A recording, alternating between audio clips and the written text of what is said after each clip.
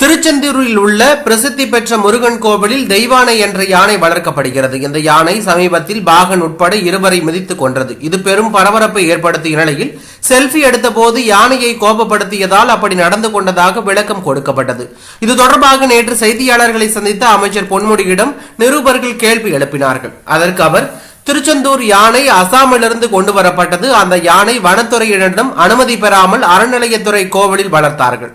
அனுமதி பெறவில்லை என்றாலும் அதனை பாதுகாக்க வேண்டிய பொறுப்பு அறநிலையத்துறைக்கு இருக்கும் நிலையில் அதனை அவர்கள் சரிவர செய்யவில்லை. அறநிலையத்துறை மற்றும் கோவில் நிர்வாகத்தின் சரியான பராமரிப்பு இல்லாததுதான் இது போன்ற சம்பவத்திற்கு காரணமாக அமைந்துள்ளது என்று, அதோடு சில கோவில்களில் மட்டும் யானையை அனுமதி இல்லாமல் வளர்க்கிறார்கள் எனவும் அது தொடர்பாக அறநிலையத்துறையினரிடம் அறிவுறுத்தி அனுமதி பெறுமாறு கூறியுள்ளதாக தெரிவித்தார்.